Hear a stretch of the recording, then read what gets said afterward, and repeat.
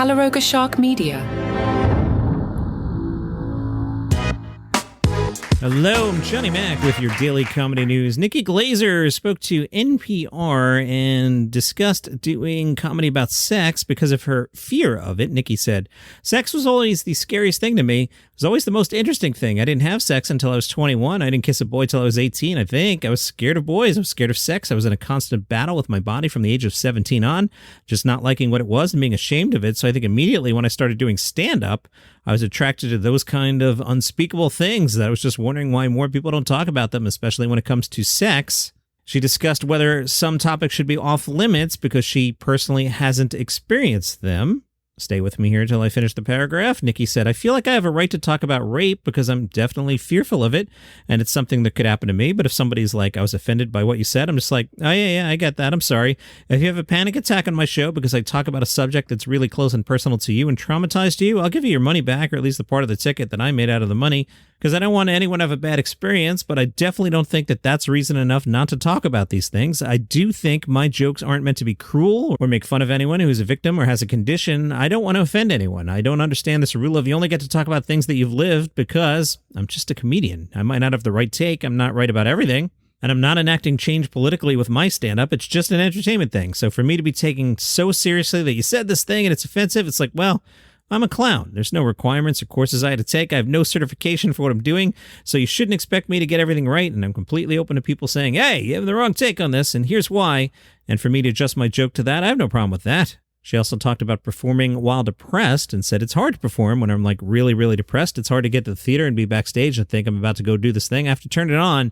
But I will say the second I step out there, the adrenaline kicks in and it'll offer me relief. And then I'm able to be honest about it. That's the nice thing about doing stand-up because I don't have to perform the same songs every night or the same play. I kind of get to say what I want to say so I can kind of talk about it and work through it that way. I think of depression as like getting a flu. At first, I get these sniffles or a little sore throat, like a little tingle in the back of my throat of depression. That's when I need to throw on some comedy, and it really does help. And I'm realizing that late in my life. Actually, my depression is way more in check now. Deadline asked Sam Morril, what are the biggest challenges of building a career as a comic today? Sam said, I think the challenges are really just adapting, seeing the next move on the chessboard, and also writing. Writing is really, am I getting better? I always look ahead. Am I getting better at comedy? Is this hour better than the last one? I think this one is, and I think my pace is better. My friend is very critical of me, and I like it that way. I like that he's honest with me, and he's like, there was more of a sense of urgency with your pace, and I got this, and now you're relaxed and know they're going to laugh. You have confidence in the bits. I think that comes with writing a certain way, but also believing and trusting your audience, and I do. I trust that they're going to get what I'm doing.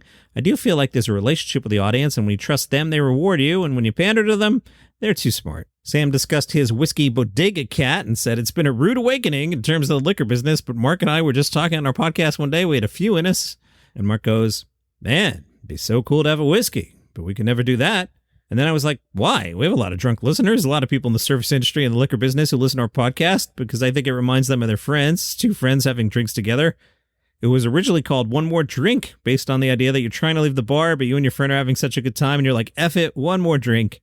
We want you to feel that way when you enjoy each other's company. We really do. And I think people felt that. I was telling my daughter the other night about, I can't believe when I was in my 30s at Sirius, I would go out after work and just get home like absurdly late. And now that I'm definitely living on Old Man Mountain, I'm like, I can't believe I used to do that. How did I even function? And I don't want to make it sound like I would go down and have 25 beers, but I would get home at 11:30 at night would be my point on a Tuesday. I don't know how I did that. Back to Sam. Then when we said that, it just turned into people hitting us up saying, we run a distillery. We do this. And we went with a guy that we thought was the most legit. Didn't work out. We ended up buying him out. But he's a great guy, and we learned from him. Now we're with a new guy, and he's hustling for us. I mean, we're at the Comedy Cellar. How crazy is that? We were drinking Bodega Cat Old Fashioned at the Comedy Cellar. And I was like, this is funny. This is cool.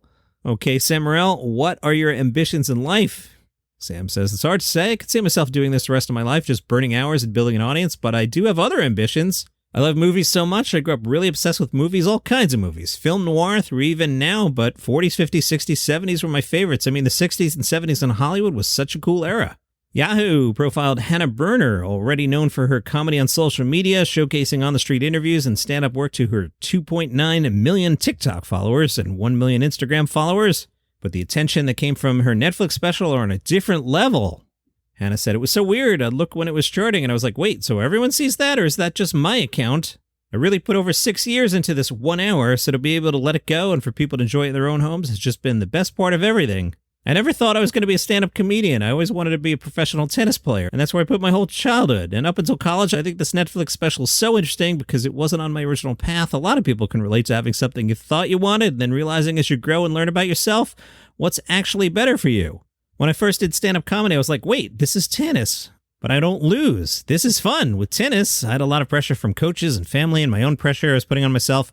So comedy, I just went into it being like, let's actually make this fun and let's enjoy what my life's going to be, instead of it feeling like a pressure cooker all the time. Hey, good news for me. I was sitting here, I'm reading you the Hannah Berner story, and I'm like, oh, I really could go for one of those buffalo chicken wraps from the smoothie place. And then I remembered, true story, I went there last night and got an extra wrap. It's sitting in the fridge. I don't even have to go out. This is amazing. From The Scotsman, your home for comedy news, comedian Roscoe McClelland has a rare heart condition, but he's still performing at the Edinburgh Fringe. Roscoe writes in The Scotsman, as a stand-up comedian, it feels like my sole job is to make people laugh. I travel around the country from town to town most weekends, and it's exactly what I do. Usually the topics I poke fun at are very basic, the weather, politics, even myself. But when the Fringe comes, everything changes. You're afforded the space to breathe as an artist, which I find incredibly freeing. From September until June, I assume the role of Roland the Forger, a medieval flautist who performed once a year in the court of King Henry II. Every year he was obliged to perform something that looks like Latin to me, translates as one jump and whistle and one fart. This year in Edinburgh, I'm performing a brand new show called Sudden Death. The through line of the show centers around a heart condition I was born with called long QT syndrome, a heart rhythm disorder that causes fast, chaotic heartbeats. Some people may find it bizarre that I don't follow the rules or that I seem to be playing chicken with my own existence. I understand there are people who had LQTS and didn't get the chance to be diagnosed before their lives were sadly cut short. I don't mean to sound flippant or braggadocious. I understand that I'm very privileged to still be here to write this piece, but the way I perform my style of comedy is exactly the same way I live my life. I think of it as a tightrope walk. The higher the rope, the greater the risk, the greater the risk, the greater the reward. The idea of dying, whether it be on stage or in my actual life, doesn't scare me. I've accepted it as an inevitable consequence of the way I choose to go about my work. In recent years, it's made me braver, if anything. I find I care less about what audiences might think of the topics I mine for comedic material, and through that, my convictions have become emboldened. Roscoe McClelland, Sudden Death at Monkey Barrel Comedy, 9 o'clock until 25 of August. The Washington Post had profiled some D.C. comedians, one of them Stephen Chen, an absurdist comic from Maryland. He said, growing up, I went to the McLean Bible Church where we had a Jewish pastor. Still pretty funny, come to think of it. That might be the basis of my humor. It's a pretty normal thing, but there's something silly about it. The twist that flips expectations is so strange, it seems like it's been made up. I'm surprised that place didn't churn out more comedians. My goal is to trick people into thinking I'm onto something, that I'm making a good point, and then I pull the rug out or pause to make them realize it's all nonsense. I explain on stage that sometimes I know I'm weird. My comedy's like jazz. I want people to say, I think he was doing comedy. He was on stage, but I don't know if he knew he was supposed to be there. People were laughing, but he wasn't, telling jokes. They asked him what his day job is. Good answer. If you were to consult with my LinkedIn, I'm currently a chicken baptizer at Chick-fil-A. But in reality, I produce videos and support corporate culture development for a healthcare IT company. I don't think I'm at liberty to disclose the company's name, as I had to change my name and disaffiliate from them on LinkedIn after my profile was discovered by Human Resources. And that is your comedy news for today. If you enjoy the program, tell a friend about it. They might like it too. See you here tomorrow.